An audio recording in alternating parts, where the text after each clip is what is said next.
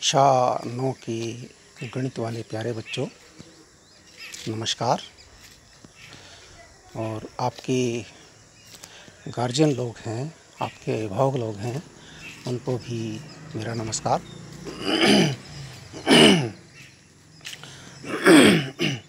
हमारा पाठ 5 चल रहा है यूक्लिड की ज्यामिति का परिचय हम पहले दे चुके हैं। और प्रश्नावली हमने लिखी नहीं है। प्रश्नावली कौन सी है ये आपको पता होगा। प्रश्नावली 5.1 ये प्रश्नावली जो है इसमें से कुछ प्रश्न हम करवा भी चुके हैं इससे पहले, ठीक है। तो आपको यहाँ पर इसमें जो है ये सवाल करते रहना है। अब ऐसा नहीं है कि आप छोड़ रहे हैं, आप कर ही नहीं रहे हैं, आप छुट्टी मना के बैठे हैं। तो छुट्टी तो नहीं है बेटा, है ना। घर में बिठा रखा है, कोई कारण है कि तुम स्वस्थ रहो, है ना, बीमार ना पड़ो, है ना। तो इस वजह से तुम्हें बैठाया है। इसका मतलब ये नहीं है कि आप काम भी ना करें, पढ़ाई तो करें। क्योंकि पढ़ाई नहीं कर रहे हैं तो आप जी चुरा रहे हैं पढ़ाई से, तो गलत बात है। तो प्रयास करें, आप पढ़ाई करें, खूब मन लगाकर घर में पढ़ाई करें। जो नहीं आता है तो पूछें। अगर आप पूछेंगे तो हमें बड़ी खुशी होगी, ठीक है। अच्छा, तो ठीक है। प्रश्नावली 5.1 का प्रश्न नंबर 4 है। प्रश्न नंबर 5 में है, क्या है। प्रश्न नंबर 4 हमें क्या था, उसमें सी रेखाखंड ए बी का मध्य बिंदु है। इसमें जो है प्रश्न नंबर 4 में था ए बी और यहाँ बीच में था सी। ये था सी रेखाखंड ए बी का मध्य बिंदु है। तो सिद्ध कीजिए कि रेखाखंड का एक और केवल एक ही मध्य बिंदु होता है। इसमें दिया है सी रेखाखंड ए बी का मध्य बिंदु है। इसका अर्थ ए सी बराबर बी सी। अब माना सी डैश भी रेखाखंड ए बी पर है और ए बी का मध्य बिंदु है। सी डैश भी एक बिंदु है। मान लिया जाए सी डैश को हम यहाँ लिख देते हैं। सी डैश एक बिंदु है, तो यहाँ पर है, और ये भी ए बी का मध्य बिंदु है, ठीक है ना। तो ए सी बराबर बी सी हो गया, तो ए सी डैश बराबर बी सी डैश होगा। ओके, ठीक है, आगे बढ़ते हैं। अब ए सी डैश बराबर, जब वो मध्य बिंदु है तो इसका अर्थ हुआ ए सी डैश ए बी का आधा है। किसका आधा है? ए बी का। प्रश्न नंबर 4 में भी देख सकते हैं आप, ए सी डैश ए बी का आधा है। परंतु जो ए सी है वो भी ए बी का आधा है, 1/2 ए बी है। ए सी डैश भी 1/2 ए बी हो गया और ए सी भी 1/2 ए बी हो गया। तो 1 और 2 से क्या पता चलता है? इसका पता चलता है कि ए सी डैश और ए सी दोनों आपस में बराबर हैं। ए सी डैश, और क्योंकि ए सी डैश का मान भी 1/2 ए बी आया और ए सी का मान भी 1/2 ए बी आया था प्रश्न नंबर 4 में। अब देखिए, अब ए सी डैश और ए सी दोनों बराबर हो गए। इसका मतलब क्या हुआ कि सी और सी डैश एक ही स्थान पर हैं, दोनों बराबर हैं। सी और सी डैश एक ही स्थान पर हैं, तभी तो वो बराबर हैं, तभी तो ए सी और ए सी डैश बराबर हो सकते हैं। समझ लीजिए आप, यदि ए सी और ए सी डैश बराबर हैं तो ए तो एक ही स्थान पर है ना।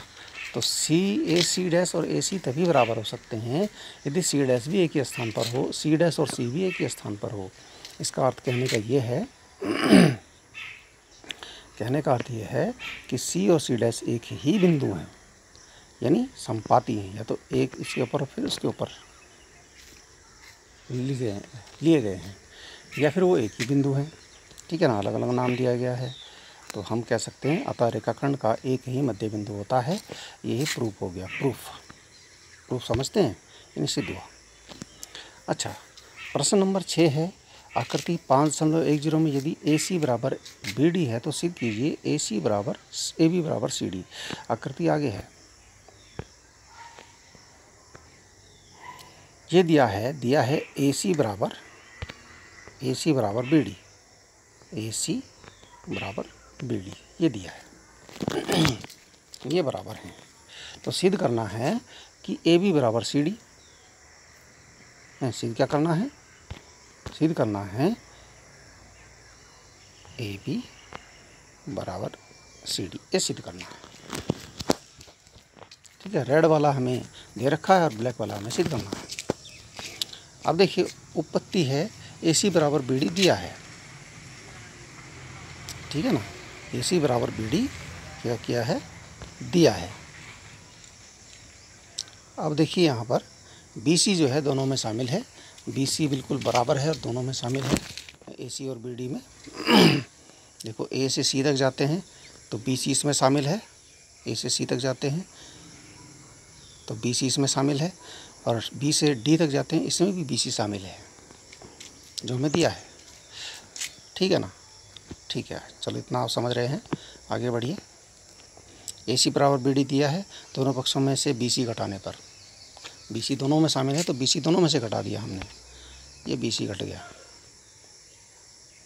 गया, तो AB बराबर क्या आया, AC में से BC यदि घटा देंगे, देखिए यहाँ वापस चलते हैं, इस AC में से BC हमने घटा दिया, ये देखो BC हमने ये घटा दिया, तो अब इसको क्या करना पड़ेगा, यहाँ से यहीं तक रहना पड़ेगा, तो बचेगा AB, BC घटा दिया। तो ऐसे ही BD में से भी BC घटा दें, BD में से ये BD था हमारा, यहाँ तक था, BC घट गया तो क्या बचा, यहीं तक रह गया, CD रह गया, है ना, BC घट गया तो CD रह गया। ठीक है ना, यही तो रह गया, ये BC तो घट गया, BC इधर से घटा, ये भी बचा, ये बचा, यही हमने यहाँ लिखा है। AC में से BC घटाया, BD में से BC घटाया, AB बचा, यहाँ भी AB बचा, यहाँ CD बचा, अच्छी तरह से आप देख सकते हैं, ये प्रूफ हो गया, ये सिद्ध करना था। अच्छा चलो, प्रश्न नंबर 7 है, यूक्लिड के अभिगृहित की सूची में अभिगृहित 5 एक सर्वव्यापी सत्य क्यों माना जाता है।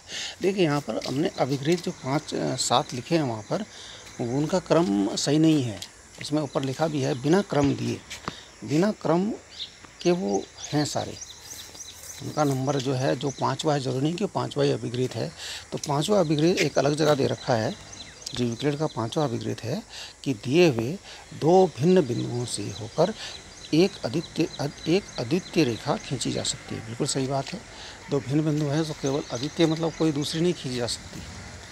अद्वितीय समझ रहे हैं, अद्वितीय मतलब 2 भिन्न बिंदुओं से, 2 भिन्न बिंदु हैं उनसे केवल एक ही रेखा खींच सकती है, दूसरी नहीं खींच सकती है। ठीक है ना, और खींच सकती हैं लेकिन 2 बिंदुओं से होकर केवल एक ही रेखा खींची जा सकती है। ये बिल्कुल सत्य है और ये हमने करके भी देखा है, और ये सर्वव्यापी सत्य है ना, क्योंकि विश्व भर में सभी जगह ये सत्य है। कहीं भी देख लो, कहीं भी 2 बिंदु लेंगे, आप चले जाएँ कहीं दूसरे देश में या दूसरे प्रदेश में, वहाँ अलग नियम नहीं है, वहाँ ऐसा नहीं कि 2 बिंदुओं से अनेकों रेखाएँ खींची जा सकती हैं, वहाँ भी यही बात है कि 2 बिंदुओं से होकर केवल एक ही रेखा खींची जा सकती है। इसलिए सर्वव्यापी है, सर्वसत्य है और पूरे विश्व भर में ये माना जाता है, इसलिए ये सर्वव्यापी सत्य माना गया है, इसलिए इसको सर्वव्यापी सत्य माना गया है। इसलिए आप इसमें ये लिख सकते हैं। ओके, बिल्कुल अपने कॉपी में नोट कीजिए, और प्रत्येक बच्चा जो काम नहीं कर रहा है, गलत बात है, काम ज़रूर कीजिए। विशेषकर साहिल हो गया और अनीस हो गया, और भी बच्चे हैं, साहिल, अनीस, सुमित, बिल्कुल रिस्पॉन्स ही नहीं दे रहे हैं बहुत दिनों से, है ना। अनीस ने तो बिल्कुल काम ही नहीं किया है ना, और साहिल तो पता नहीं क्या कर रहा है, मुझे तो 2 आईडी भी दिख रही हैं उसकी अब व्हाट्सएप में। ठीक है, लेकिन काम नहीं कर रहे हैं, पता नहीं क्यों नहीं कर रहे हैं काम, क्या वजह है। तो जो भी वजह है, काम ज़रूर कीजिए सभी बच्चे, है ना, गणित में जितने भी बच्चे हैं सब काम कीजिए, जो आपके आसपास हैं उनको भी करवाइए और समझाइए उनको कि ये काम करना है। ठीक है ना, क्योंकि यदि आप ये नहीं करेंगे तो आप और विद्यालयों से पीछे छूट जाएंगे, फिर बोलेंगे यहाँ तो पढ़ाई नहीं हो रही है, हैं। ठीक है भाई, तुम्हारे माँ बाप बोलेंगे कि यहाँ तो पढ़ाई होती नहीं है, सरकारी विद्यालयों में, लेकिन ध्यान दें सब जगह पढ़ाई होती है। तो आप काम करते रहिए, जिस भी प्रकार से आपको काम मिले आप पूरा काम कीजिए। जो बच्चे काम नहीं कर रहे हैं उनकी ये कॉपी तो हमने देखनी है, ऐसा तो नहीं है कॉपी नहीं देखनी है। हम किसी भी दिन भी पहुंच सकते हैं, स्कूल में ड्यूटी तो लगनी है तो हमें वहाँ पहुँचना भी है, तो तुम्हारे घर में भी आ सकते हैं। और घर में आएंगे तो कॉपी चेक भी करेंगे। तो इसलिए आप ध्यान दें, कॉपियों में काम ज़रूर कीजिए, सुंदर सुंदर ढंग से कीजिए। सभी जो आपको समझ में नहीं आता तो पूछिए, मुझे बड़ी खुशी होती है कि कोई मुझसे पूछता है तो ठीक है, धन्यवाद, काम पूरा कीजिए।